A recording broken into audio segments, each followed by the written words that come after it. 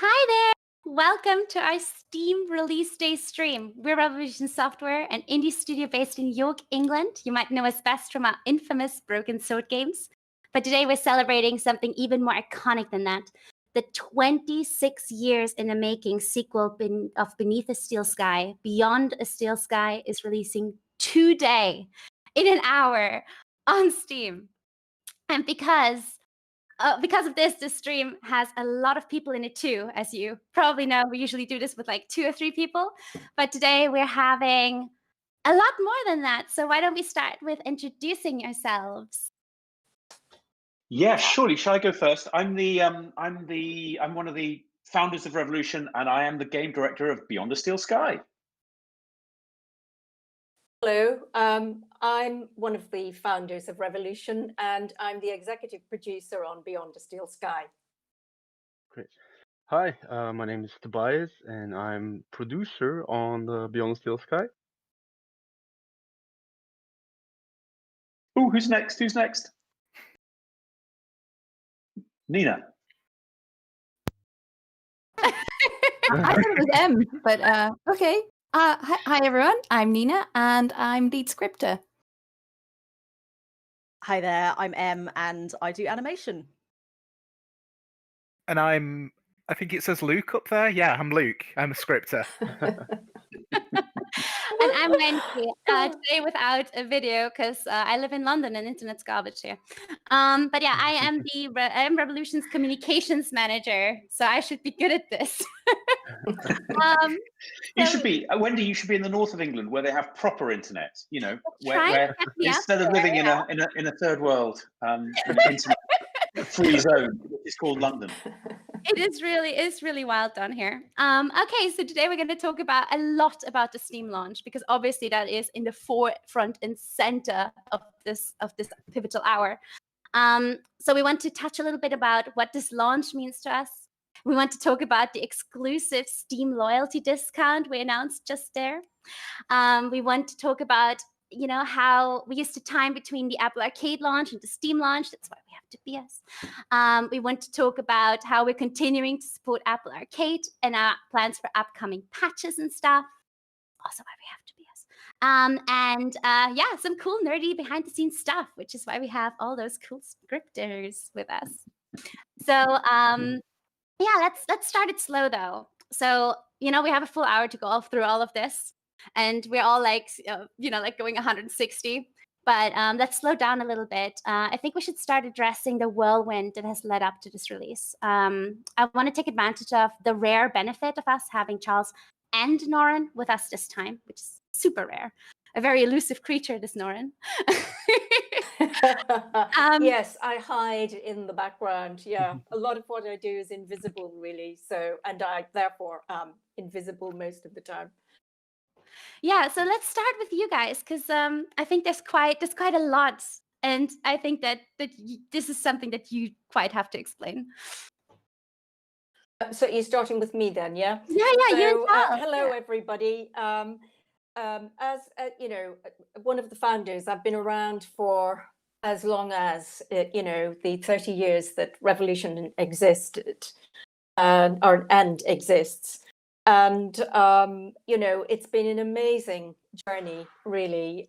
We've had wonderful people working on the various games along the way. Some of them left over time and came back again. And we have a number of people working back on Beyond a Steel Sky that, have been with Revolution on and off almost 25, 26 years.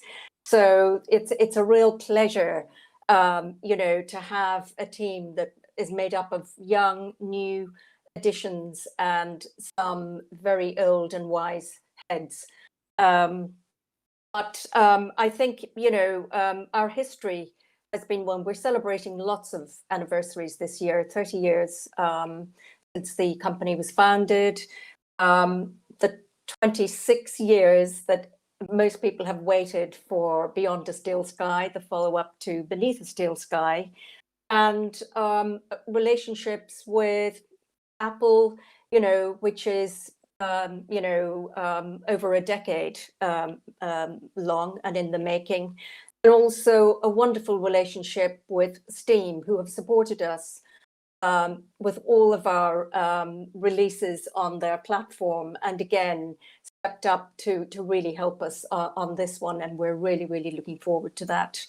A lot of what I do is really supporting the producer. I tend to do all the budgeting, I hold the purse strings, but I also dip in and out of practically every aspect of the making of the game, but mostly in the background and working on the business stuff and contracts and so on. So it's really nice to be brought out of the shadows and invited to come and say hello to you today. So I shall leave it at that for now. Great. I think old and wise relates to Nina, and I think let's call her wise but not old. But yeah, we have an expression at Revolution that stolen from the Eagles, you can check out, but you can never leave. And as Noirin says, we've had some fantastic people who've been around for 20 years, and then a lot of new people. And it's great to have a mix between the two, because we carry forward ideas and the DNA of Revolution from the beginning, and then we have new ideas from outside. But for my little talk, I'd like to go back to 1994 when the first game released. The Revolution was founded in 1990. Noirin and I were both working at Activision, and Noirin was responsible for Sierra. And we played the games and loved the games, but felt that they took themselves much too seriously. So we wanted to write narrative-driven games that were maybe a little bit more fun, a little bit more funny, but had serious stories. And that was really the genesis for the idea of setting up Revolution. And initially, we worked with a company called Microsoft that was owned by a fellow called Robert Maxwell, who fell off his yacht, and that caused all sorts of things to change. But our first game was called Lure of the Temptress, which introduced the idea of virtual theatre. And virtual theatre was this concept that felt very radical at the time, that characters would walk around the world talking to each other, and they would respond to the world as changed and as subverted by the player. And this is an idea that was carried forward a little bit to Beneath the Steel Sky and then dropped. And I always regretted the fact that the potential of virtual theatre was never really carried forward. So it's absolutely wonderful. For Beyond the Steel Sky, we had the opportunity to spend a long time prototyping, exploring ideas, trying them out, pulling back, going forward. And that is because we were able to self-fund the game. Previously, we would have been with a publisher and we would have been required to specify exactly what that game was going to be in advance, and then stick to all of those, the game design document, which has some advantages, but primarily the disadvantage is that you're then very much tied to a game design that you've defined at the very beginning without the opportunity to iterate. So our first game, Lure of the Temptress, then Beneath the Steel Sky, and that was fantastic because I remember with Lure of the Temptress, actually, with the idea of virtual theatre, we had no idea whether the game was going to actually be commissioned by Microsoft. And I remember two of the other founders, Tony Warriner and Dave Sykes, had my really, really beloved 386, PC 386. And so when they drove down, they were based in Hull, which is in the northeast of England. I told them that they had to wrap it very carefully and put it in a seatbelt in the back seat because it was as valuable as they were. And they drove down to London, and we sat and had a glass of wine, and they unpacked and came into the house, and we talked about what we were going to do. And the next morning, I looked out of the window, and the car had been broken into, because that's what used to happen in those days. People used to steal car radios. And I realized to my horror that we'd forgotten to unpack my beloved 386. And on that 386 was the prototype for Lure of the Temptress. And in those days, we were really, really bad at backing things up. It probably wasn't backed up at all. And my heart absolutely sank. And I ran down to look into the car. And indeed, the car radio had been stolen, but the PC was still in the back of the car. And had that thief taken the PC as well as the car radio, then there would be no revolution. Then for Beneath the Steel Sky, we teamed up with Dave Gibbons, which was fantastic. Dave, of course, is the co-creator and the artist behind Watchmen. And he, I was astonished when he agreed that he was going to come and work with us. It felt like, a huge honor. We saw a lot of him, and he became, really quite a good friend. And so it's a real thrill to be able to work with him again. So at this stage, I'm going to pass over and maybe come back and talk a little bit more. So Wendy, who do you want to pass on to next? Well, I think that it's, first of all, holy crap, I was strapped in for that story the entire time. I was along for the ride, and I know how it ends. Like, I'm here. This is how it ends. Yeah. Actually, let me add one other thing, and that is that I think we need to give a thanks to a group called Em, because Yes. the original Beneath the Steel Sky was written on MS-DOS, and Windows 98 stopped, and I think it was Windows 98, it might have been Windows 2000, but they stopped supporting DOS, and the game effectively was dead, it couldn't be played. And a group of adventure enthusiasts created an engine called Em, and 3 students came together to write Beneath the Steel Sky. We gave them the source code, and we gave them all of the assets, one of whom is Joost Peters, who is now our Chief Technical Officer. He came to do a project. He came to York and worked in-house for a couple of months, and then came back afterwards. And we promised him at the time that we would do a sequel to Beneath the Steel Sky, because he was very, very passionate about the game. And finally, about 12, 13 years later, we finally were true to our word. And he was thrilled when we finally agreed that we were going to do what we'd promised all those years before. Gosh, can you imagine if Joost was just like one of those paintings that are trapped within themselves until now he's finally able to descend to the other realm, become a Linux operating system. Yeah, and he will probably be the last person to put his hands on. He uploads all of the updates and everything. He's the last man, along with Andy Bosquet, both of them, to touch it before it goes on to the platforms. So he really has his hand. But it has to go through the Sauron. To It has to go through the Sauron-like eyes of Nina before it gets into the repo as well. Hang on, no. Nina's the benevolent spirit. Tobias is the Eye of Sauron. Whoa, nerd fight. No, I'm impressed with how much diligence there is within Revolution. Like, we're a very small team, but there's such an ownership over the roles that people do. We have scripters for separate levels, which I'm sure Nina could explain much better than I can. And more importantly, when you have so much strong-headed talent and so much raw fury, you need somebody to really, really know how to drive. And I think that's what, like Tobias is, right? Because he is the producer. And many people, I think it's a much newer concept for indies, at least, to bring a producer on, isn't it? But it's one that's very undervalued. Yeah, I think that passes the ball over in my court. Yeah, as a bit similar to Noirin's role, work a bit in the background. It's all about having the overview of everything what's happening and make sure that all the departments work nicely together. And yeah, we were some busy bees leading up to the Apple Arcade release, but we've been, I would say, even more busy. Beyond that, it's been a really great time now having feedback from players playing on Apple Arcade. When we released on Apple Arcade, that was about the time we sent out press review codes as well. So we've been having feedback from journalists and reviewers. We also had the player feedback. Of course, this has been extremely valuable to us to have that broad set of feedback. And helped us really in this last push of getting the Steam build as good as it can, but also patching the Apple Arcade version. So that's been really nice, and I just want to say thank you to everyone on Discord, everyone that's been giving us feedback and reviews. That's been really, really good. and the game has become better because of that. So yeah, just want to say thank you.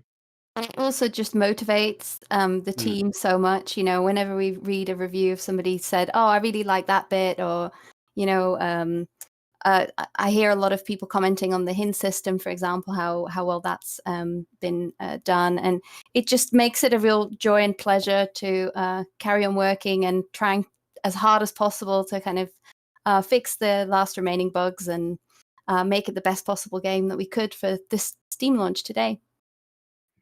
And we always keep eyes on it as well. Even if you don't spot any of the scripting teams commenting, we're paying attention. I can promise you that much. When Noirin and I were working at Activision, I remember people would write in, and they would go, and the letters would go into a drawer, and nobody would actually look at them. So one of the, all the nice letters, the nasty letters people would reply to because they had to, but the nice letters, which were obviously aimed at the people creating the games, never got passed on. And one of the big changes that's happened in the last really 10 years is the ability to self-publish has allowed us to communicate directly with our community, which is just fantastic, because before that, our games would be funded by a publisher.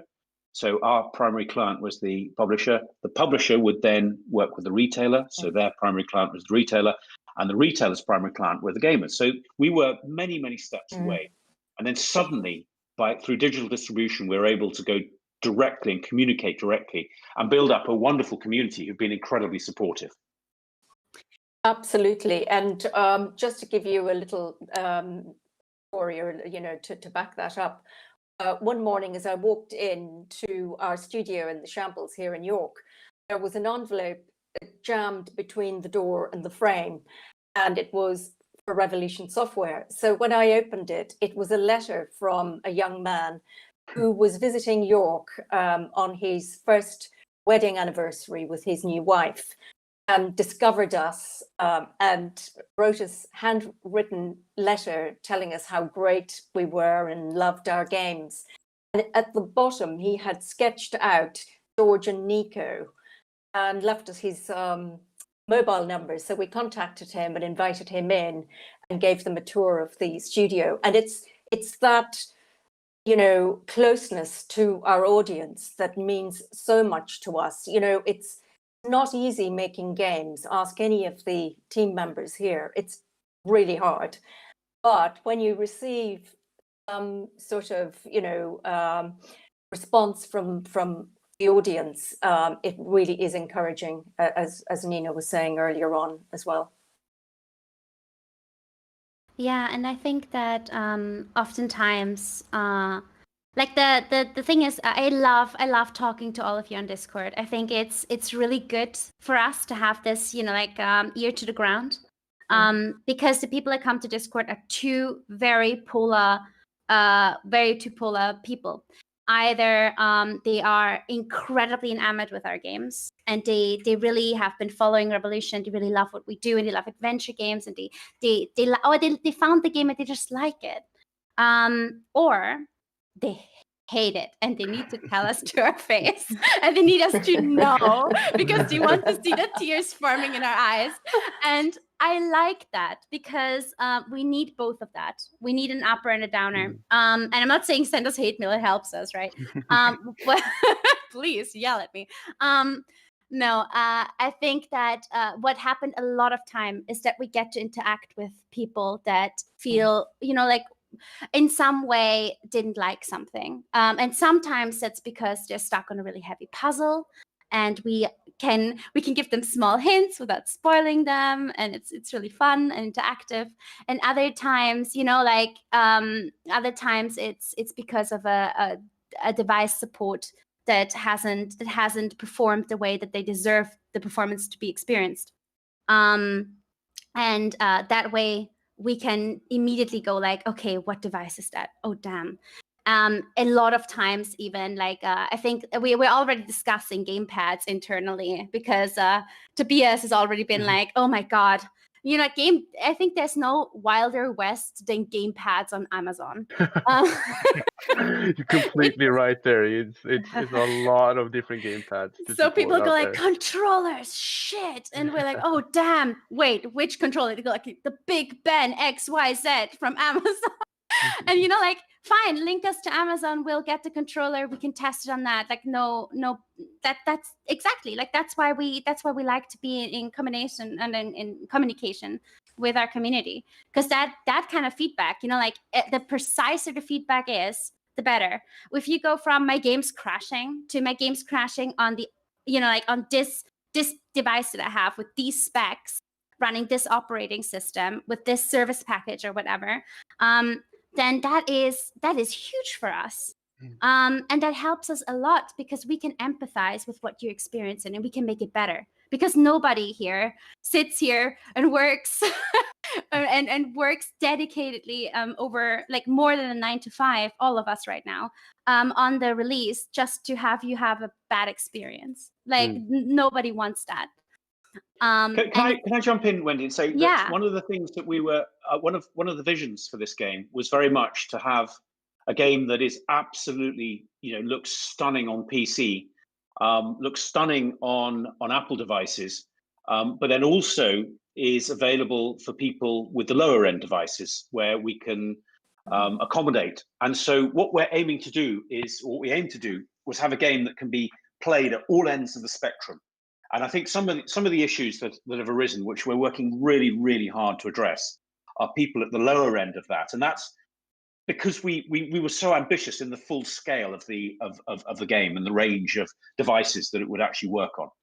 But, you know, to be absolutely clear, on the PCs and the Mac, it is absolutely, you know, top range. But then our objective has been very much to have it on all of the devices for Apple that are covered by iOS 13. And that's been, you know, quite a challenge. And apologies for people who've waited for updates for the lower end. But we're working really, really hard, and we continue to chip away, continue to improve it. And that kind of brings us on to that point of we're not done with this game yet. We will be working hard at this in the foreseeable future. Getting patches out on both on Steam and Apple Arcade, and of course now it's coming out on Linux as well today, so that is exciting. So there's definitely we got our hands full, and that's really great. And now we get this game out to more people, and we'll get more good and bad feedback, which is we're all very grateful to receive. So I think also, you know, the QA team have done a phenomenal job. They have found so many bugs. Day and out, I was like, I'm fixing things, but the list was just growing, and I thought, like, how am I ever going to get on top of this? But then, you know, there are just so many things that you don't know until it goes out in the wild. We had an issue with a sandwich disappearing. So I don't want to spoil anything, but basically it doesn't happen for everyone, and it's just so mysterious, you know, trying to track down what's happening with this disappearing sandwich. So you know, I just wanted to say that it's been, as Tobias says, we're going to continue building on what we've got, but we have worked very hard to give you an extremely solid experience on Steam today. And then the other thing is that obviously the COVID pandemic means they're all working from home. And Emily, who sort of stepped up from being an animator and taking motion capture, was also doing quite a lot of motion capture herself, weren't you? Right. So the company invested in this suit that an animator can or an actor can put on, and then we can get capture their motions in the software, and retarget it onto our characters, and then get a character performance on Hobbsworth or Foster or some of our other characters in the game. And so it's been great just to be able to sort of get a message in the morning saying, oh, I need bunch of dialogue animations for this character, are you able to do those? And I'm like, yeah, I can pop into the suit in the early afternoon and you can have those by tomorrow morning. So there's been kind of quite a quick turnaround on animation, getting new base animation material for then the animators to clean up. So I'm one of the animators, and I have to say that, you know, we've got a great team of people. I've been working with a great team of people like Fred and Mark and Sucha, Andrea, Emanuela, and Matteo G, and this whole cinematic team of animators as well. So it's just been really fun kind of interacting with all these different people in different countries in some cases, you know, kind of working back and forth with the performance that they need for the animations that they're working on. I think one of the things that I've really enjoyed with you, was, you know, on the occasions where, say, we were looking at a specific character for the dialogue animations, just being able to pop through and you're in this suit, and, you know, chatting through what the character's like, because, of course, I'm sitting so close to the kind of what it actually is like in the game, and I know what the dialogue is and how to make the most out of these different gestures. I remember really enjoying talking about Cecily with you, and kind of who's a bit of a kind of how would you describe her? A teenager that's a bit sort of quite droopy in her posture and stuff like that. And you just take all of that feedback on board and then, you know, run with it and create these amazing animations. It's been such a pleasure to see all of that just come together like that. Love it. Your creativity and the creativity of some of the other scripters in just sort of fleshing out the personalities of these characters has been fantastic material to work with. There's sort of nothing worse than kind of asking what exactly do you need, and getting back, you know, all sort of teenagery and sort of no specificity there to kind of work with. Well, then the animator gets, like, I suppose, to insert their own creativity. But if we sort of know where the chain is all joined up with the concept art and the design of the character feeding into the personality that's conveyed in that character's dialogue, and then the animators also add, and they're all sort of working in harmony, that's really great, and that's been a great part of working with this team. Some of that actually goes back to when we first recorded for the original game. It was actually an actor who was a friend of my sister, who said, "Oh, I work for the Royal Shakespeare Company. I'll get all these actors to play the part," because the CD-ROM had just come into existence. So for the first time, you could actually record voices, and Beneath the Steel Sky was one of the very first games. And he seemed like he knew what he was doing. And I said, "What about a studio?" He said, "Don't worry about a studio. My friend, you know, has got the equivalent. It's just as good." So we turn up, and his friend's sitting room is on Balham High Street, which is one of the noisiest high streets in London. And every time the number 19 bus went past, everything vibrated. And all of these actors, you know, were very jolly, and they worked away. And then I'm not going to say who the actor's name was, but he said, "Come on then, lads, who's coming to the pub?" "Should we be going to the pub?" We went, yeah. We'll only have a couple of pints.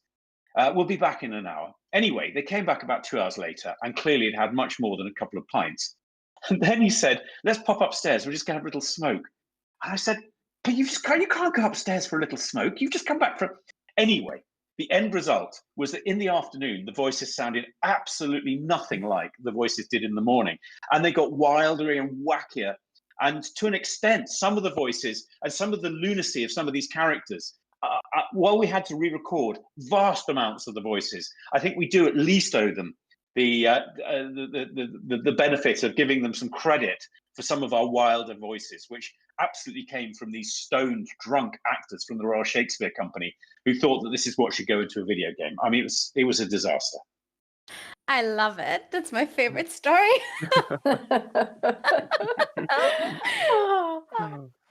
Gosh, that you know, listening to Charles, you know, talk about that, there are so many funny stories.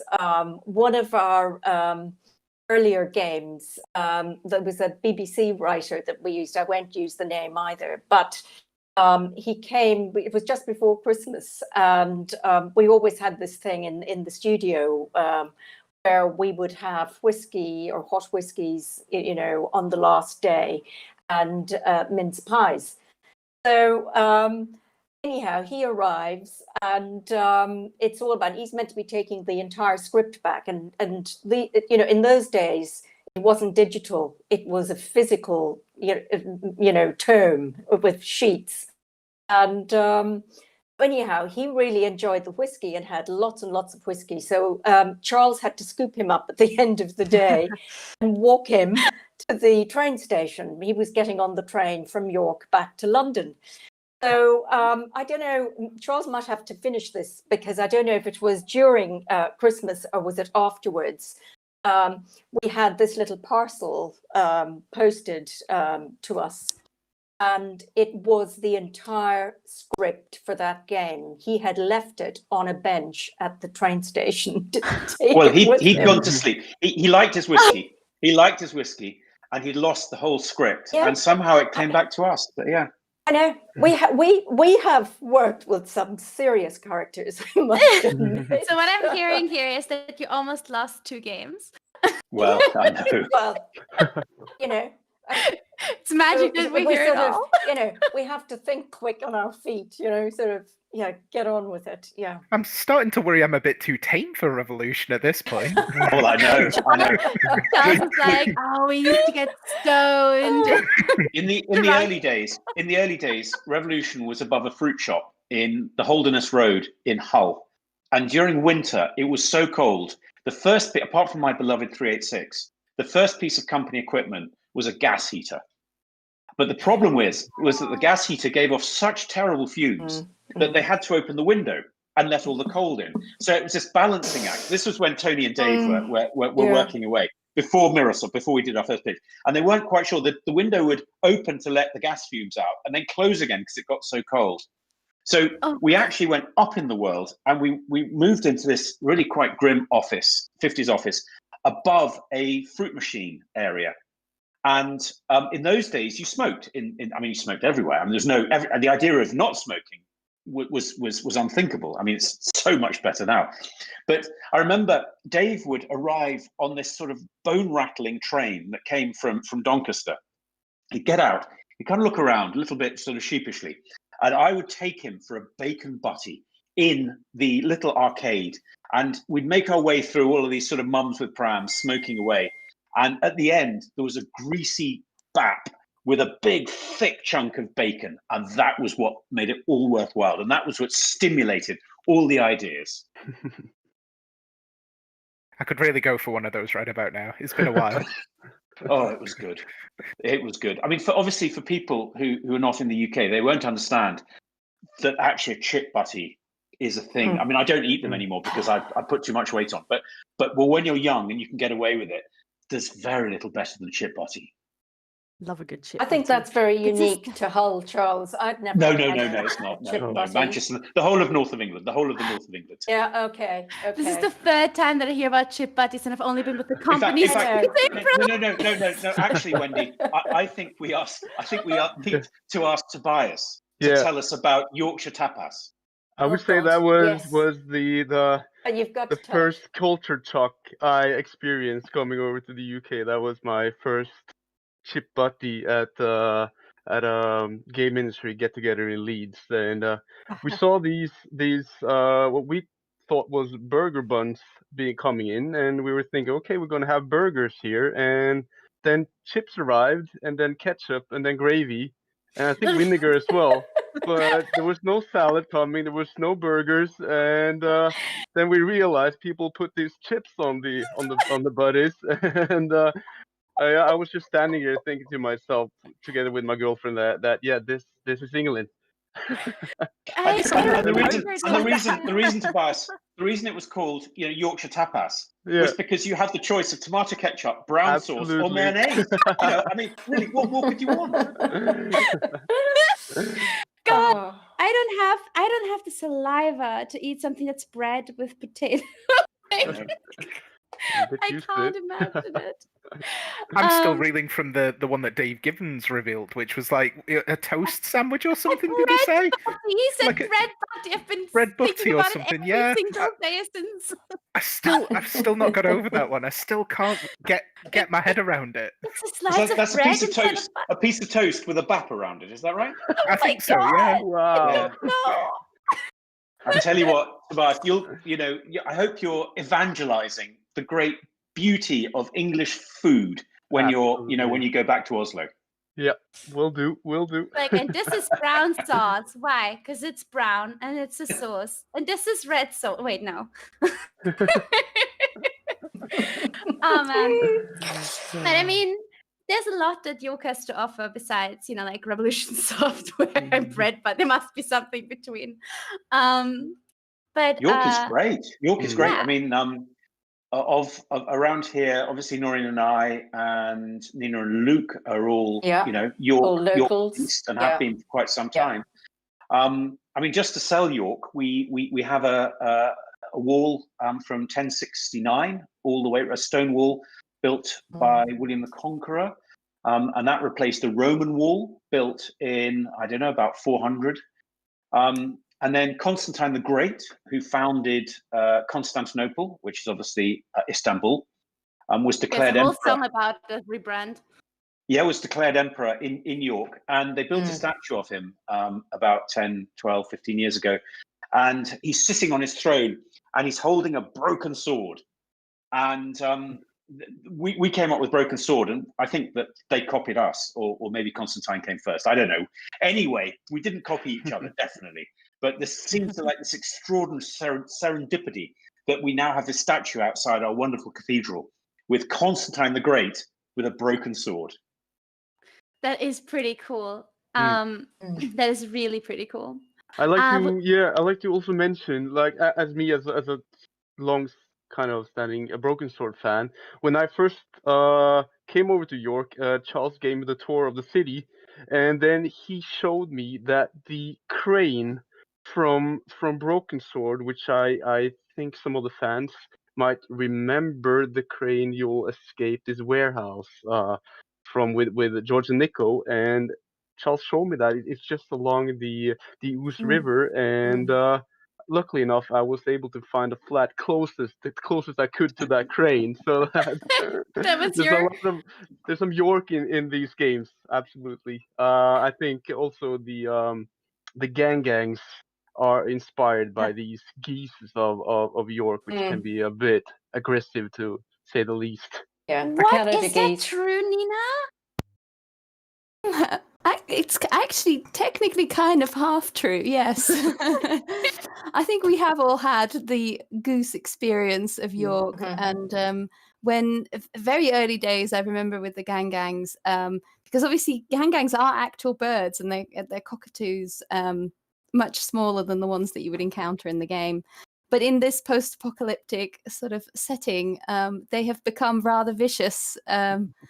And I think early days, one of the documents that we had describing kind of how they should animate, we had the geese of York as a reference. Oh man, I just can't get over like Tobias moving from Oslo to York and then going on Zoopla and going like near Crane 1 mile. It's not far I can from it. definitely verify the geese thing. I've not told many people this, but like when I came up for the interview at Revolution and I was on my way home, there's a really busy intersection in York near sort of like the train station, and there was just 3 geese sat in the middle of the road with cars coming from all 4 directions, and they would not shift until someone actually went out into the road to just sort of guide them along. And I was like, do you know what? I could fit in here if geese could rule the place. God, that reminds me, like the first time that I've ever seen that, it was in England, is being surrounded by sheep with a car, and then you honk to just go like toot, like just please toot, I went through, I don't want to hurt you, because they're in front of your car, and they started running, and the ones in front of them were like, oh, we're running now, and the ones in front of them were like, oh, we're running now, and they just like sheep tornadoed around the car, and there was nothing you could do until they got tired. Oh man, I love England so much. Like I moved here from Austria, and I really every single day I love England. And I really want to come to York sometime and hang out with you guys. No, That'd be it's a lovely. real shame that we're all in different parts of York and different parts of the country. But there was a plan earlier on for you to come, but maybe soon it would be really nice. But you're moving out into the country, aren't you? Yeah, so on the personal side, we live in London right now, but my wife is high risk, and that means that London is not the greatest place to kind of be able to still take a stroll. So we've been indoors, like literally indoors since March, beginning of March. And now we've decided to try and get a little house, a little bit. When I say countryside, me, the city girl, means an hour outside of London. Like, let's not get crazy here. I mean more than 3 trees next to my house. But yeah, we have a few questions. Huh? Oh, let me just also do a shout out to Sucha, because Sucha's our art director, and he's worked fantastically hard, and he is really talented. But the reason I didn't want to just mention him for that, he actually lives in Middlesbrough, which is the northeast of England, which is where Ridley Scott came from as well. And Ridley Scott always used Middlesbrough as the inspiration for Blade Runner. And I think in many of the much of the art that Sucha has directed, we also have that northeast of England with the industry and the idea of, you know, flames coming out of pipes and all of that stuff. So anyway, that's another. I mean, there are so many people that we should mention, but I just thought that was relevant to York and Yorkshire because Such is just around the corner. Yeah, that's he is, and he's one of the people that worked with us back in the mid-90s. Yeah. And then went off and worked for other companies and has come back and has been absolutely amazing on this game, you know, leading a really large art team. Yeah. Yeah, I think it's cool. I was going to I was going to ask Tobias to tell the story about when Johanna, his partner, when Charles and I took them up to Ghostland, the sort of location for Heartbeat. Yes, this is turning into like an advertisement for Yorkshire tourism. But I'll tell the story because as probably many watching these streams from international viewers, they all have kind of this connection to British culture and television series. And the I don't know how obscure this is, but Heartbeat, this English TV series, I think was filmed in the 70s. I think that might be right. This is something every kid in Norway grows up watching. It's just straight after the cartoons. So I've known all the characters since I was a kid, and then when my girlfriend came over, Johanna, then Charles and Noirin was kindly enough to take us up to the moors so we could go through. Have a stroll through the town and see all these great places where I've seen all these stories from Heartbeat. So that was really, really nice. So I absolutely recommend a tour up in the The irony. The really funny thing, but the really funny thing for Charles and me, Johanna had her phone out as we were approaching Ghostland, and the next thing is we hear this music. And it was the tune from Heartbeat. And we all sang in the car. Why do you miss a beat? Yeah. Heartbeat. Why does your heart? What is it? Why does a love's kiss stay in my memory? Thank you, Luke. I used to use it as an excuse to stay up while I was a kid all the time. I was never very interested. I just always wanted to use it as an excuse. The irony, of course, is that it's much more popular in Norway than it is in the UK. But anyway, we won't tell you that, Tobias. It's gone. Okay, break your heart. I took us totally off. I took us totally off the reason why we're on this stream. No, it's I just thought it'd be fun. People enjoyed a side tour. They had no idea Heartbeat had a Norwegian following, says Sam Hyde. They can look it up. They can look it up. I have a cool question here. I've always wanted to know, is this true that Jackson Isaacs voiced Ken Beneath the Steel Sky? He's listed as uncredited according to various sources. Sorry, I didn't put my glasses on. That was chunky.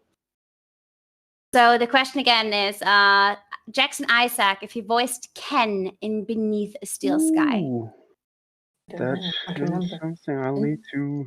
When the fans know trivia better than I don't think he did. I don't think. I'm checking my... I think Foster and Joey were the same voice in the original game, weren't they? It was such a long time ago. I mean, this is 26 years ago, and it's really hard to remember the precise details, particularly since Particularly since, as I say, half of the voices we managed to salvage from the stoned, drunk Royal Shakespeare Company actors, and the other half were re-recorded in emergency situations and cut up very, very, very, very quickly. So I don't know the answer to that. Oh. Yeah. So one thing that we didn't touch on right now, but I think is good that somebody brought it up. German voiceover, and it's not just German voiceover; it's German and French voiceover. So just to answer that, whether or not this is coming, Beyond the Steel Sky, and I think Noirin will back me up here, is translated in 14 languages right now. That is more than we've ever done before with any other game. And it's the most ambitious project that we've yet translated. And we absolutely want to supply German and French voice acting. We think it's really important. We're really excited to. And it's something that we're going to work towards getting to you. Wendy, can I just update? Right. So we are currently recording those voices. So there's absolutely no doubt that they will be coming. And we can't say exactly when, but they are being recorded at the moment. And the reason that they're late is because obviously during the COVID lockdown, it was impossible to get actors to come into the studio. So, with huge apologies to our wonderful German and wonderful French fans, it was absolutely unavoidable. And we're working as fast and as hard as we can. And it really will not be long before those voices come in. But they do need to finish the recording. They need to be cut up. They need to be tested. Yeah. So we can't say exactly when they'll be free. But they'll be coming in as a free update. So they'll be dropping in, shortly. Yeah, we really don't want to attach any dates to that. When we say soon, like when we say it's recorded now, it still has to go through iterations, of course. And Charles, being the ever perfectionist, he always wants to be there when we record voiceovers. So Wendy, just sorry, they're currently recording it. They're currently recording it. Yeah. So they have, it'll be weeks rather than months. Let's say that. Of course. Latest news on that is I was speaking to one of the German studio managers today, and we were talking about how to make the German Joey and Ken sound like the English Joey and Ken in terms of how they're processed, and trying to get kind of that that vision translated from English to German and to French is something that we're currently working on. So you'll kind of Joey in French and German will be reminiscent of the English version, and then kind of have that all casting philosophy carried across to the foreign languages is something that we take very seriously. So that's one of the things, just to add to that, is that when we worked with Virgin Interactive, who are our second publisher, they took the localization incredibly seriously. And of course, I think it's rather insulting to people in particularly in France and Germany, which are our bigger other markets, when they're not taken incredibly seriously. So we work with really talented translators, and what's great about those translators is they'll really get to understand the game, the context. So rather than just simply translating it, they'll know exactly what the jokes are, what the subtext is, and work really, really hard. And that's one of the reasons. A lot of very tricky questions as well. Yes, and I must, I'd like to mention, call out Nina and Luke here, who's been just helping the localizers so much and making sure that they got all the fine, small details exactly right, and that's been a tedious task, but I think it's going to show in all these localized languages how much effort we put into that and making sure that it's as close to the English as possible. And also give Matthew a thanks as well, because he worked so hard. But yeah, sorry. No. He went on holiday during launch. He can go and grass is green. Yeah, Matt's been fantastic. No, he's been great, supporting all that. I have to say that the hardest questions to answer are probably the ones that are a bit embarrassing, like double meaning to certain phrases, and if the localizer doesn't realize what the double meaning is, you're kind of like, okay, but it's sort of referring to like getting into a car, but it's not, how do you explain that? And then on the other hand, you get questions like, okay, what's this display? And you go, okay, that's display could be a verb, could be a noun. We probably use both in the game, and then having to backtrack through the reference key to which exact point in the game is this specific word being used in order to then be able to get back to the localizers. Because of course they don't know, so many words have got multiple different meanings. And if you don't even know whether you're dealing with a noun or a verb, how are you going to translate it? And I just find that such a fascinating aspect of game development and just translation in general. Yeah, and you're probably very good at recognizing that, being bilingual yourself. Trilingual. Trilingual, I'm sorry, my queen. Russian, Dutch, and English. Dutch. So you can always, she was almost talk with Germans, right? Like I speak German, and I sometimes, when I'm very tired and I read my friend's Dutch tweets, I'm like, why didn't I understand the sentence? Like I read it over and over again. I'm like, am I having a stroke? And then I understand, oh, it's Dutch. I think, Mina, we also, everybody, I think we ought to blame all of those double entendres on the wonderful Kevin Beamers, who Yes. I actually met him in Belfast when I was giving a talk, and Kira, the wonderful Kira, who's actually managing this whole thing, but she'd introduced me to a game called Hector: Badge of Carnage, which was extraordinarily rude without actually in any way ever being rude. It was all done through innuendo. And he introduced himself, and he said that he'd written this game that nobody'd heard of called Hector: Badge of Carnage. But because Kira had recommended it, I'd played it, and I was hugely impressed. And it felt that actually his sort of wicked sense of humor, where he could imply so much more that was slightly naughty than actually it be naughty. And the reason that for example, that gangs are called gangs is that he went cycling around the peripheral of the peripheral of Australia, all the way around with his girlfriend, who then became his wife, and picked up lots of ideas, including the fact that gangs should appear. He was also obsessed with the fact that in link hacking, a toaster should be allowed to set off something much more. So in honor of that, we designed a puzzle for those who, I don't want to be too much of a spoiler, but for those who haven't reached that point, there is a toaster puzzle, and that's very much as a nod to Kevin and his obsession with the fact that anything in this world where you have the Internet of Things should be able to communicate, including toasters. Also, while you're talking about dialogue and story and so on, Neil Richards, who has worked with Revolution, on most of the Broken Sword games on the story side, and he also does sort of pass on the dialogue. So he was a big part of Beyond a Steel Sky as well, and has worked very closely with Charles and with the scripters and so on, throughout. So yeah, a big shout out to him. And also, since I'm shouting, another shout out to Karina, who has really worked very hard to get this team build up and get the store ready to leading up to it with trailers and all sorts of stuff that's involved in doing that. She's been working quite late in the evenings to get all of that, as indeed Wendy, who is our face and voice to the airwaves, and is doing an absolute amazing job. So I don't know how she does it all, but she does. I'm gonna cry, and I'm not on camera, so I can't tell.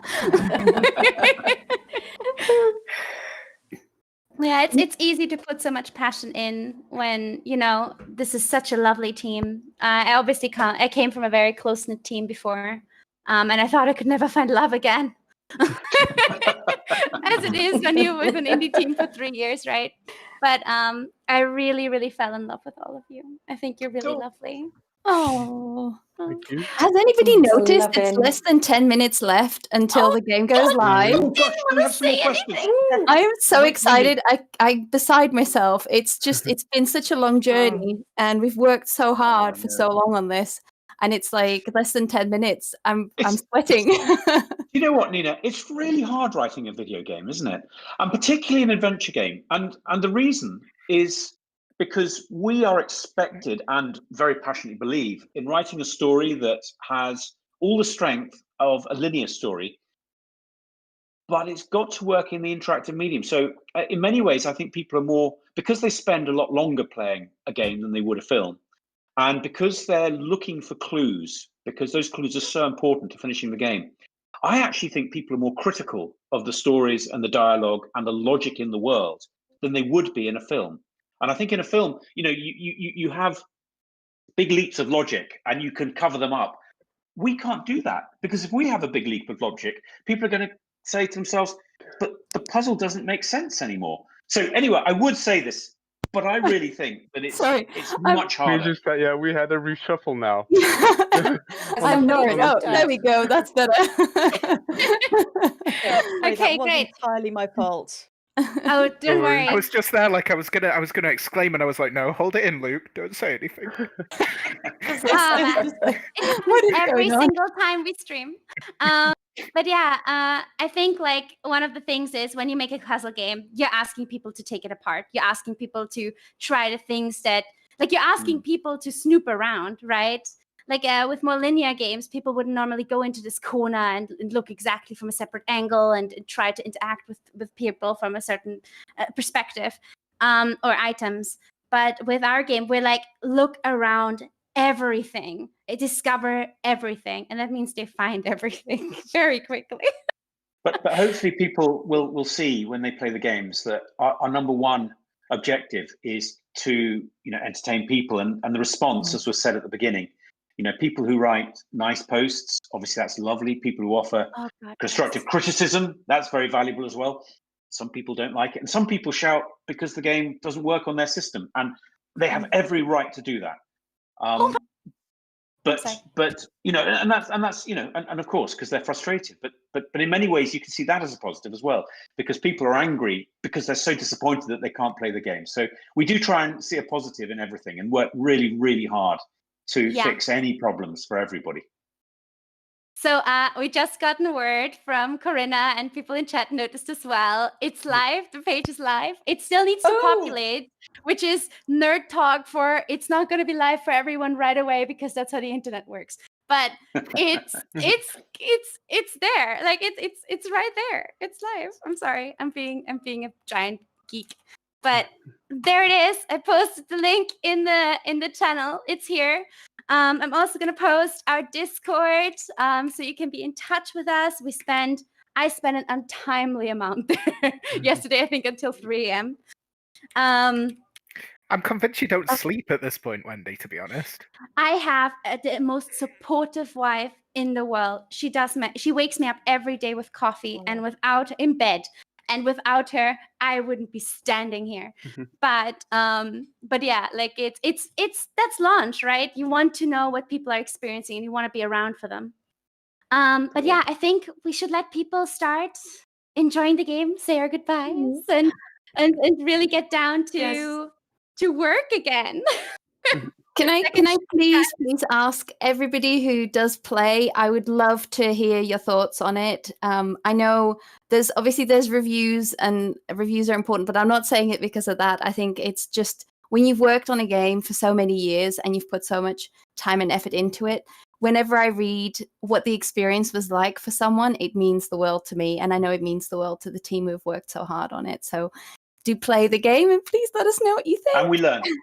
Yeah, absolutely. We learn. Yeah. So just, I think that Karina would get very cross if we didn't just add, if you like the game, please review it.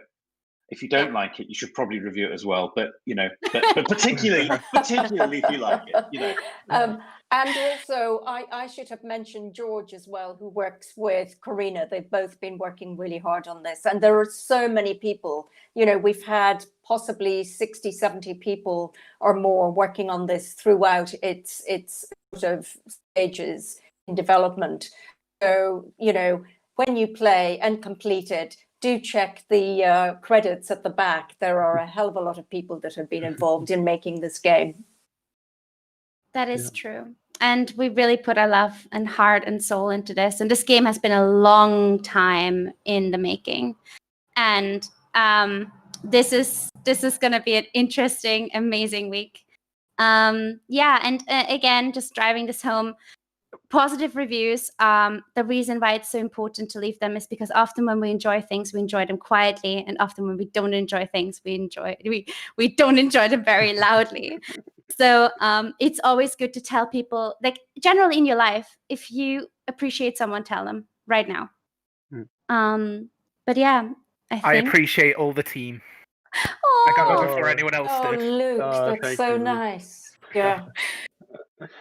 No, we man. hope Luke, put your all hoodie of on, you put your going hoodie to on. enjoy the. God, we're all crying. There Come we on. go. There we go. No, There's you know, Like the wise man. Aw, he looks so people cute when that, he does that, it. you know, It didn't the help that people my that chair we've sank worked at that with. moment as well. People we've worked with, you know, closely on this, which was the Apple Arcade people, have been wonderful. Steam have been amazingly supportive. I think we're very lucky that we have an audience that stays with us, a great team, and great people that support us along the way. Lovely. That Thank you was- for all these messages, which are just absolutely lovely as well. Yeah, sorry, So, we're just yeah. reading everything, and just it's just ringing home. All right, I think we should leave you to enjoy the game and download it and stop rambling because we have lots to do. The night has just begun. Yes. Lovely. Thanks, everyone. Okay, bye-bye. Thank Bye. you. Bye. Bye Thanks. bye. Bye.